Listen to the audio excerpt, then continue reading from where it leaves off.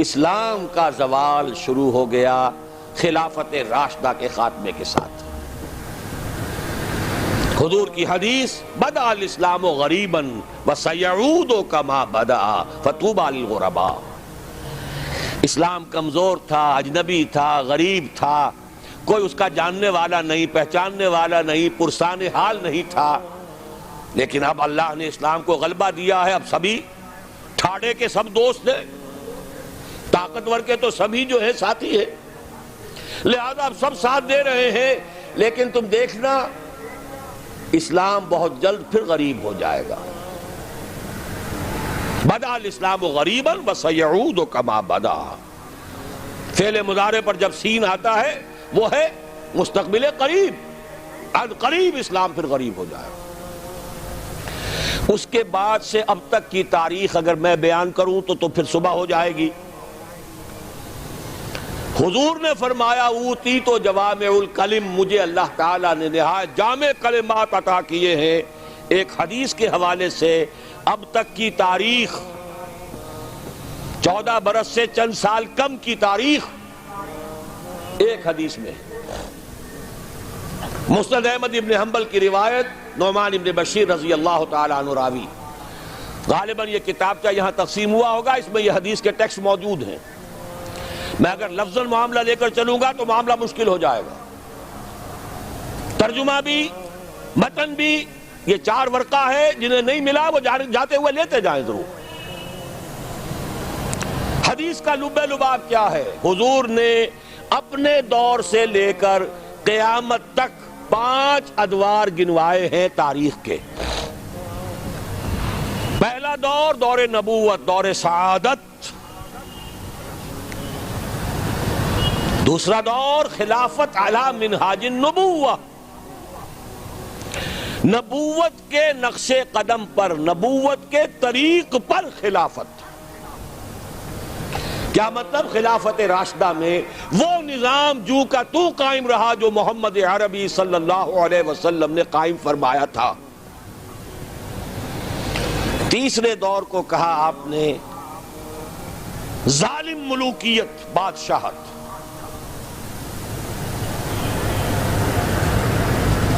بادشاہت کا ایک اعتبار سے تو آغاز حضرت معاویہ سے بھی ہو گیا رضی اللہ تعالی عنہ۔ کسری العرب کہا گیا انہیں، عرب کے کسریٰ۔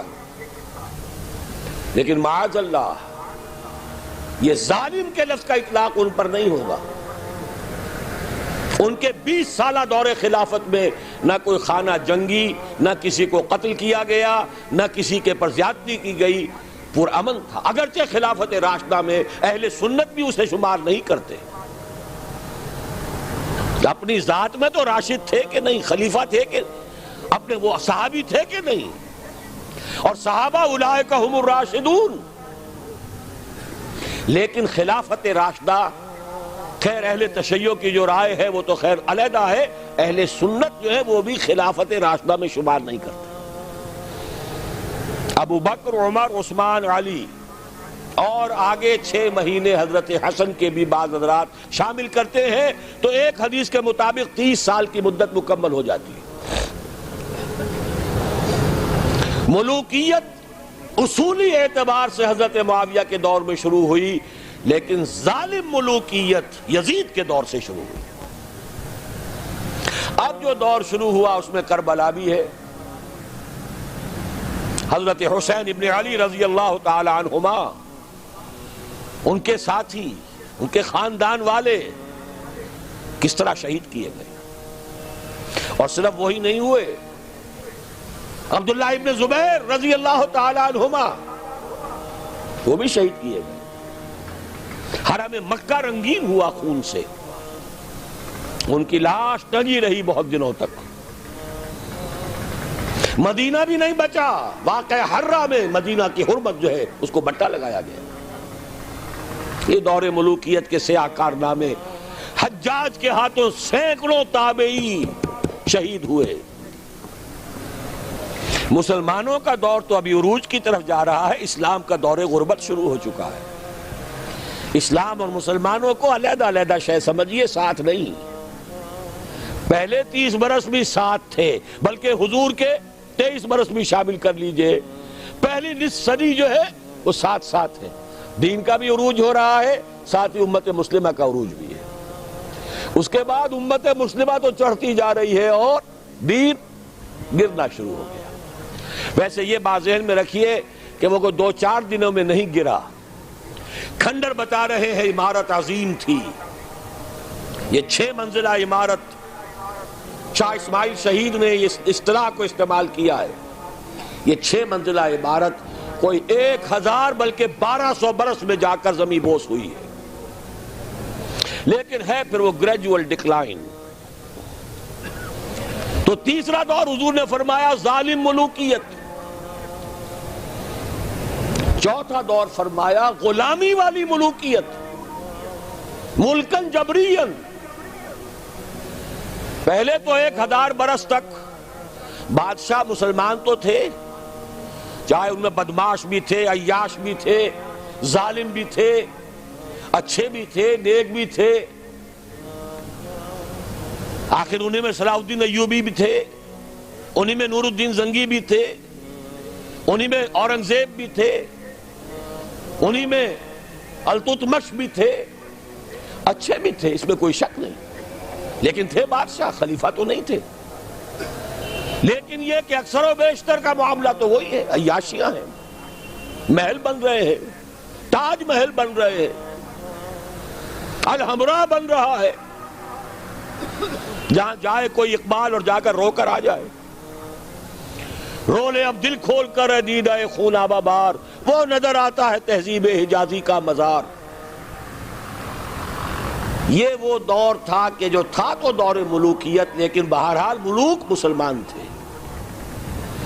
چوتھا دور آیا جبکہ غلامی کے ساتھ ملوکیت۔ کیا مطلب؟ ملکہ برطانیہ کی رعایا بن گئے تھے کہ نہیں ہم؟ ملکہ معظمہ وکٹوریا، غلام احمد قادیانی نے جو ان کی مدح لکھی ہے، جو خطابات دیے ہیں، ان کی جو اس زمانے کی تصانیف ہے انہیں پڑھیے تو صحیح۔ کہیں ہم برطانیہ کے غلام، کہیں ہم فرانسیسیوں کے غلام، کہیں ہم ولیندیزیوں کے غلام، کہیں ہم اطالویوں کے غلام۔ اس صدی کے آخر میں وہ نقشہ آ گیا، شروع میں 20ویں صدی کے شروع میں، جس کا نقشہ حضور نے ایک حدیث میں کھینچا تھا۔ صحابہ سے آپ نے فرمایا ایک وقت آئے گا یوشک ان تداعی علیکم الامم، کہ دنیا کی قومیں تم پر ایک دوسرے کو دعوت دیں گی کہ یہ تر نوالا موجود ہے، آؤ اور نوچ کو چھوڑ کر کھاؤ، ادھر سے ہم کھائیں گے ادھر سے تم کھاؤ، یہ تم لے جاؤ یہ ہمارے پاس رہے گا۔ مصر انگریزوں کے پاس رہے گا، عراق انگریزوں کے پاس رہے گا، شام فرانسیسی لے جائیں، اور لیبیا اطالوی لے جائیں، اور موراکو اور تونس یہ سب جو ہیں یہ فرانسیسی لے جائیں، ہسپانیہ سہارا لے جائے، یہ سب لے جاؤ، آؤ تکہ بوٹی کر کے کھا جاؤ۔ سلطنت عثمانیہ ختم، 1924 میں خلافت بھی ختم، نام کی خلافت، حقیقی خلافت نہیں تھی، پھر بھی جیسا کہ میں نے آپ کو بتایا بڑی طاقت تھی اس میں۔ خلیفہ اگر جہاد کا اعلان کر دیتا اس گئے گزرے دور میں بھی، تو جیسے کہ اس انگریز کمانڈنٹ نے کہا تھا کہ لاکھوں مسلمان نکل آئیں گے سروں سے کفن باندھ کر، اس میں کوئی شک نہیں۔ یہ تھا چوتھا دور، اور تھا نہیں ابھی ہے۔ یہاں سے اب ذرا بات شروع ہو رہی ہے، اچھی طرح سمجھ لیجئے۔ کہنے میں تو یہ آتا ہے اور تاریخ بھی یہ بتاتی ہے، حقائق بھی کچھ اس طرح کے ہیں کہ اس صدی کے آغاز میں تو اسلام اور مسلمان دونوں انتہائی زوال کو چلے گئے، اس کے بعد سے عروج شروع ہوا ہے کچھ۔ تقریباً 25 برس میں تمام عالم اسلام آزاد ہو گیا۔ سن 47 میں پاکستان بن گیا، مشرقی اور مغربی پاکستان 2 خطوں پر مشتمل۔ انڈونیشیا آزاد ہو رہا ہے، ملیشیا بن گیا ہے، اور ایک ایک کر کے عرب ممالک آزاد ہو رہے ہیں۔ تمام مسلمان ممالک تقریباً اکثریت والے جو آزاد ہو گئے، لیکن یہاں سے نوٹ کیجئے، دم لیا تھا نہ قیامت نے ہنوز، پھر تیرا وقت سفر یاد آیا۔ یہ جو کولونیلزم تھا جس کی بساط لپیٹی گئی ہے اس صدی کے وسط میں، یہ کرسچین کولونیلزم تھا۔ انگریز کون تھے؟ عیسائی۔ فرانسیسی کون تھے؟ ولندیزی کون تھے؟ ہسپانوی کون تھے؟ اطالوی کون تھے؟ یہ عیسائیوں کی کولونیل حکومتیں، نو آبادیاتی حکومتیں، وہ بساط ذرا طے ہوئی تھی کہ اسی وقت ورلڈ بینک قائم ہوا، کچھ عرصے بعد IMF قائم ہوا، اور اس سازش کا سارا سلسلہ شروع ہو گیا جو خلیج کی جنگ کے بعد عوام کے سامنے بھی علم نشرہ کر دی گئی۔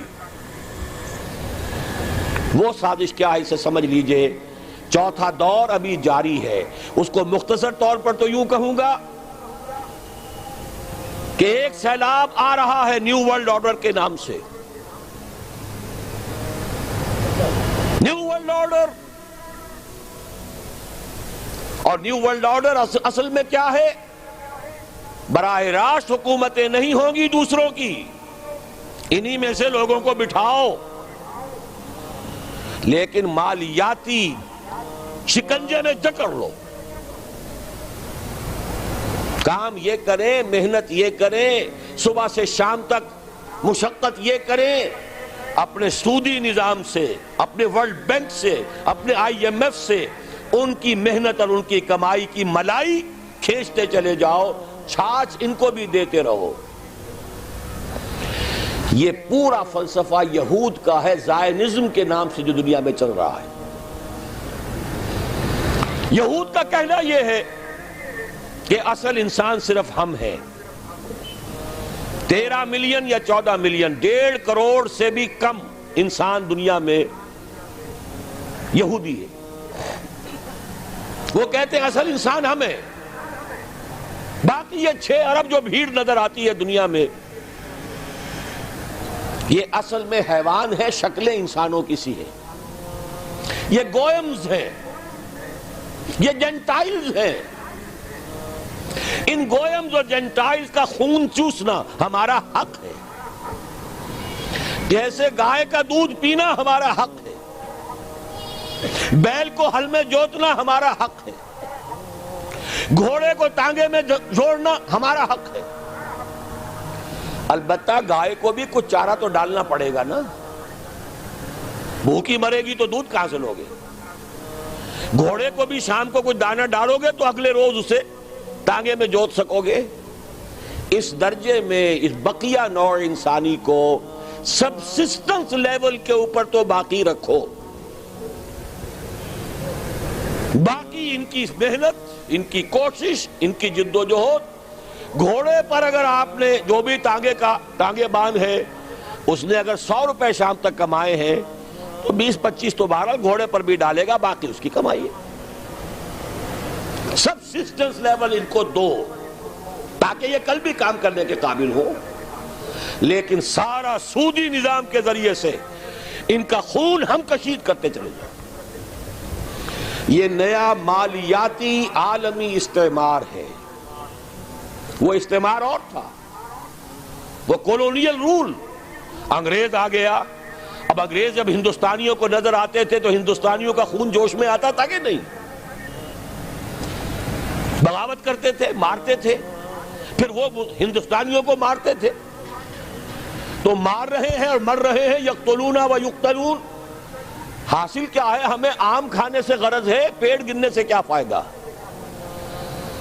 اگر ہم ان کی کمائی، ان کی محنت اسے کشید کرتے چلے جائیں، اس کو کھینچ کر لے جائیں، تو خامخواہ ان کے اوپر براہ راست حکومت کرنے سے حاصل کیا ہے؟ یہ ہے چوتھا دور جس کی نئی شکل صرف بدل گئی ہے۔ پورے عالم اسلام میں حکومت میں وہی لوگ بیٹھے ہیں، عدل بدل وہ کرواتے رہتے ہیں۔ ایک زیادہ بدنام ہو گیا یا ہو گئی، چلو اس کو ہٹاؤ، دوسرا لے آؤ۔ کچھ دنوں کے بعد اسے زیادہ بدنام ہو جائے گی یا ہو جائے گا، تیسرے کو لے آئیں گے۔ الیکشن کراتے رہو، یہ اسی میں مگن رہے۔ الیکشن، ممبری، کرسی، صدارت بنائے، خوب آزادی نے پھندے۔ اٹھا کر پھینک دو باہر گلی میں، نئی تہذیب کے انڈے ہیں گندے، یہ اقبال کہہ کے گیا ہے۔ لیکن لگائے رکھو، انہیں کرکٹ کے میچ میں الجھائے رکھو، دیکھتے رہے صبح سے شام تک بیٹھے ہوئے، انہیں پتہ ہی نہ چلے کون ہمارا خون چوس رہا ہے، کتنی جوکیں لگی ہوئی ہیں میرے جسم کے ساتھ اور وہ میرے خون کو چوس رہی ہیں، انہیں پتہ ہی نہ ہو۔ مست رکھو، اقبال نے تو کہا تھا نا، مست رکھو ذکر و فکر صبح گائی میں اسے، اس سے کہیں زیادہ لذت جو ہے اب وہ میچ دیکھنے میں آ رہی ہے۔ لگاؤ ان کو، طرح طرح کے نام سے جو ہے جوئے کے اندر لگاؤ۔ یہ تمام دھندے اس لیے ہیں، یہ اس میں مگن رہے حیوانوں کی طرح۔ اور یہ بھی نوٹ کر لیجئے، یہ بھی ان کے پروٹوکولز میں ہے، اخلاقی اعتبار سے انہیں کرپٹ کر دو، انہیں تمیز ہی نہ رہے بیٹی میں اور بیوی میں، انہیں تمیز نہ رہے مرد اور عورت میں، حیوان، بالکل حیوان بنا دو۔ انسانیت کہیں رہ گئی تو کسی اور بغاوت کا اندیشہ ہے۔ عورت کو باہر نکالو گھر سے، اسے شمع محفل بناؤ، اسے ہتھیاروں، اسے اشتہاروں کا موضوع بناؤ۔ موٹر سائیکل کا اشتہار ہے تو عورت، چائے کا اشتہار ہے تو عورت۔ یہ سارے کھیل یوں ہی نہیں ہو رہے، protocols of the elders of the Zion 1897 کے ان کا ذرا مشاہدہ کیجئے تو معلوم ہو جائے گا جو کچھ ہو رہا ہے وہ یہود کی وہ سازش۔ حضور صلی اللہ علیہ وسلم کی اس مقصد بعثت کی تکمیل کا سیلاب جب چلا تھا، تھمتا نہ تھا کسی سے سیل رواں ہمارا، کس نے روکا؟ نہ ایرانیوں کی تلواریں روک سکیں، نہ رومی لیجنز، رومی فوجی دنیا جو ہے تھراتی تھی ان کے نام سے، نہیں روک سکے اس سیلاب کو۔ حضرت خالد نے کہا تھا رومیوں سے، تم اپنی تعداد پر نہ جانا، اپنے اسلحہ پر نہ جانا، جان لو تمہارا مقابلہ آج اس قوم سے ہے جسے موت اتنی ہی عزیز ہے جتنی تمہیں زندگی عزیز ہے۔ منحصر مرنے پہ ہو جس کی امید، نا امیدی اس کی دیکھا چاہیے، جو موت کا خواہش مند ہے۔ شہادت ہے مطلوب و مقصود مومن، نہ مال غنیمت نہ کشور کشائی، اسے کون شکست دے گا؟ تو اچھی طرح سمجھ لیجئے یہ سارا پیکج ہے۔ یہ پیکج کا لفظ آج کل بہت استعمال ہو رہا ہے، پیکج۔ یہ پورا پیکج ہے، انسان کو حیوان بناؤ، جنسی اعتبار سے حیوان، اور اس کو حیوان کی سطح پر لا کر کام کرو، صرف روزی کھاؤ جو تمہارے لیے ضروری ہے، باقی تمہاری محنت کا سب حاصل ملائی اوپر کی ہم لے جائیں گے۔ یہ ہے اس وقت اس چوتھے دور کا نصف ثانی۔ شکل بدل گئی ہے، صورت تبدیل ہو گئی ہے، ابھی ہم غلام ہیں۔ فرق صرف یہ ہے کہ پہلے انگریز فوجی بھی نظر آتے تھے، اب نظر نہیں آتے۔ اب ہمارا ہی قوم کا کوئی فرد ان کا کارندہ بن کر، قرقمین بن کر بیٹھا ہے آ کر۔ معین صاحب کیا کرنے آئے تھے؟ قرقی کرنے آئے تھے۔ اب شاہد برکی صاحب کیا کرنے آئے؟ قرقی کرنے آئے ہیں۔ بے نظیر تو اس لیے بدنام ہو گئی، فلاں شے مہنگی، فلاں شے مہنگی، فلاں شے مہنگی، وہ گئی تو اس کے بعد جو مہنگائی کا طوفان آ رہا ہے وہ کون لا رہا ہے؟ اور ابھی نہ معلوم کتنی حکومتوں کے جھٹکے ہوں گے، کتنی حکومتیں قربان ہوگی۔ یہ دور ہے چوتھا دور۔ حالات دن بدن اور خراب ہو رہے ہیں، اس کو نوٹ کر لیجئے۔ اس وقت جو اب استعمار آ رہا ہے وہ یہودی استعمار ہے، خود عیسائی ان کے اعلی کار ہیں۔ پوری دنیا میں ایک سول سپریم پاور امریکہ، اور امریکہ کی جان حقیقت میں یہودیوں کے ہاتھ میں، فرنگ کی رگیں جہاں پنجہ یہود میں ہے۔ بظاہر آپ یہ کہہ سکتے ہیں U N O, new world order کی امین، کسٹوڈین کون؟ U N O. U N O کون؟ امریکہ کی لونڈی۔ اور امریکہ کی جان کس کے ہاتھ میں؟ یہودیوں کے ہاتھ میں۔ یہ عالمی استعمار، اس کا طوفان چلا رہا ہے. آخری ٹکراؤ ہونا ہے امت محمد اور یہود کے مابین. شیطانی قوت کا سب سے بڑا نمائندہ یہودی، وہ جو اقبال نے اشعار کہے تھے، دنیا کو ہے پھر مار گئے روح و بدن پیش، تہذیب نے پھر اپنے درندوں کو ابھارا، اللہ کو پامر دیے مومن پہ بھروسہ، ابلیس کو یورپ کی مشینوں کا سہارا. لیوسیفر، اس کا اعلی کار آرڈر آف الومیناٹی، اس کے اعلی کار میسنز، فری میسن، فلاں اور فلاں اور فلاں، زائنزم کے نام سے تحریک. 2000 برس کے بعد یہودیوں کی حکومت قائم ہو گئی 1948 میں. میں نے 2000 برس کہے تھے پہلے بھی. سن 70 عیسوی میں یہ بے دخل کیے گئے تھے فلسطین سے اور یروشلم سے. ان کا ہیکل سلیمانی، اور وہ بھی نمبر 2 تھا، سیکنڈ ٹیمپل. پہلا ٹیمپل پہلے نبوکدنضر کے ہاتھوں یا بخت نصر کے ہاتھوں برباد ہوا تھا، وہ تو حضرت مسیح سے بھی 600 برس قبل. پھر انہوں نے بعد میں بنایا اپنا ٹیمپل، سیکنڈ ٹیمپل کہلاتا ہے. سن 70 عیسوی میں رومنز نے اسے بھی گرا دیا. وہ آج تک گرا پڑا ہے، اس کی صرف ایک دیوار سلامت ہے، کوئی چھوٹی سی کہیں، جس کو ویلنگ وال کہتے ہیں. وہاں جاتے ہیں، زیارت کرتے ہیں اور سر پھوڑتے ہیں اپنا اور ماتم کرتے ہیں، روتے ہیں.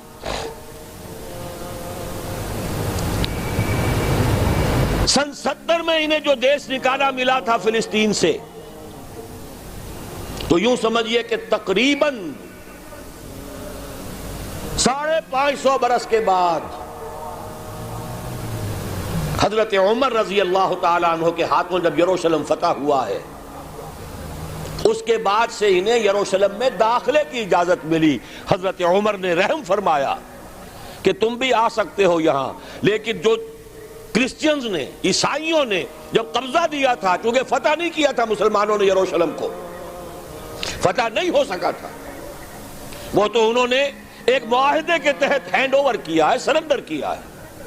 اور اس معاہدے میں عیسائیوں نے یہ بات طے کرا دی تھی کہ یہاں یہودیوں کو آباد ہونے کی اجازت نہیں دی جائے گی. آئیں، زیارت کریں، چلے جائیں. مکان نہیں خرید سکتے، زمین نہیں خرید سکتے، سیٹل نہیں ہو سکتے. لیکن 1900، بلکہ نوٹ کر لیجئے 1897 میں، اب یہ 1997 آ رہا ہے اگلے سال کیا، اب تو بہت قریب آ گیا، سال تو بہت بڑی بات ہوتی ہے. 1 مہینے بعد، 1.25 مہینے بعد شروع ہو رہا ہے. پورے 100 برس قبل یہودی بینکرز تھے، کچھ بڑے بڑے بینکرز سوئٹزرلینڈ میں جمع ہوئے، نقشہ بنایا، اسکیم بنائی.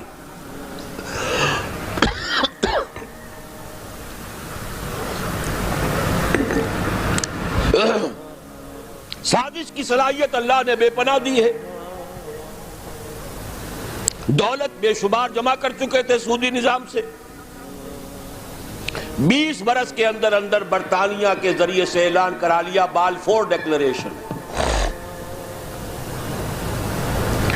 سن 70 اور 1917 کتنا فرق ہوا اس میں؟ 1800 برس سے زائد عرصہ. ان کا داخلہ ممنوع تھا پہلے 500 برس، بعد میں داخل ہو سکتے تھے، آباد نہیں ہو سکتے تھے. 1917 میں بالفور ڈیکلریشن کے ذریعے حق مل گیا کہ ہاں یہ بھی آ سکتے ہیں، مکان خرید سکتے ہیں. چونکہ اب ظاہر بات ہے پہلی جنگ عظیم کے بعد مسلمان تو چت پڑا ہے، کون بولے گا. اندیشہ ہو سکتا تھا تو ترک خلافت سے ہو سکتا تھا کہ کہیں تنگ آمد بجنگ آمد، خلیفہ کہیں اعلان کر بیٹھا جہاد کا تو کیا ہو جائے گا پوری دنیا میں، لہذا خلافت ختم کرواؤ. چاک کر دی ترک ناداں نے خلافت کی قبا، سادگی اپنوں کی دیکھ، اوروں کی عیاری بھی دیکھ. میں صبح بتا چکا ہوں آپ کو، فری میسن تھا مصطفیٰ کمال پاشا. بہرحال 1917 کا بالفور ڈیکلریشن، اب آنے شروع ہوئے یہودی. یہودی آیا کسی عرب سے پوچھا بھائی اس مکان کا کیا مانگتے ہو؟ یہ 2 لاکھ. لو بھائی 3 لاکھ لے لو لیکن صبح ہی صبح نکل جاؤ. اس کھیت کے کتنے دام ہیں؟ جو دام بتاؤ اسے بڑھ کر کے جلدی سے جاؤ. اس وقت انہوں نے ابتدا میں کوئی تشدد نہیں کیا، لیکن دولت، اس کی چمک، ہوتے ہوتے اتنے قدم جما لیے کہ پھر 1948 میں اسرائیل ایک ریاست کی حیثیت سے دنیا میں قائم ہوا. اس کے ساتھ جوڑ ملا لیجئے 1947 میں پاکستان قائم ہوا تھا. یہ ہم عصر واقعات یوں ہی نہیں ہے کہ ایسے ہی آ کر جوڑ مل گئے ہیں. تاریخ کے کچھ واقعات ہماری نگاہوں کے سامنے ہوتے ہیں، کچھ پیچھے. اللہ تعالیٰ کی مشیت وہ جو پیچھے کار فرما ہوتی ہے وہ اپنی جگہ ہے. بہرحال 1948 میں قائم ہوا. 19 برس کے بعد 1967 میں جنگ، اور اس نے اپنے حدود بڑھا لیے، مشرق میں، مغرب میں، شمال میں. یروشلم پر بھی قبضہ ہو گیا. 1967 سے اب یروشلم ان کے قبضے میں ہے.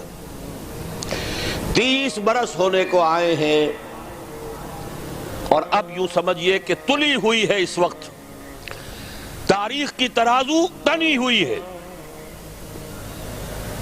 وہ لوگ تلے ہوئے ہیں مسجد اقصیٰ کو شہید کر کے اپنا 3rd ٹیمپل بنانے کے لیے. سارا کام ہو چکا ہے، نقشے بن چکے ہیں. پچھلی دنوں مسجد اقصیٰ کے ڈوم کے لیے شہنشاہ جو ہیں اردن کے، شاہ حسین، انہوں نے کتنے من سونا دیا تھا تاکہ اس کے اوپر پتری چڑھا دی جائے. تو یہودیوں نے کہا تھا یہ سارا سونا ہمارے ہیکل کی تعمیر کے کام آئے گا. کھل کر کہا. اب یہ کہ مسجد اقصیٰ کے ساتھ جانے والی ٹنل کھول دی گئی ہے. کوئی دن کی بات ہے کہ کوئی یہودی، کوئی جنونی جائے گا وہاں پر جا کر ایکسپلوسیو رکھ آئے گا، اور اس ایکسپلوسیو کے نتیجے میں مسجد اقصیٰ شہید ہو جائے گی. پھر کہیں گے بھائی ہمارا کوئی جنونی کر گیا. جب کر گیا تو چلو اب جو ہو گیا فیٹ اکمپلی ہے یہ، اب یہاں ہمارا ٹیمپل بننے دو. اور امت مسلمہ کی نبض وہ دیکھ چکے ہیں ایودھیا کی مسجد گرا کر. پوری دنیا میں کسی مسلمان کو محسوس ہی نہیں ہوا.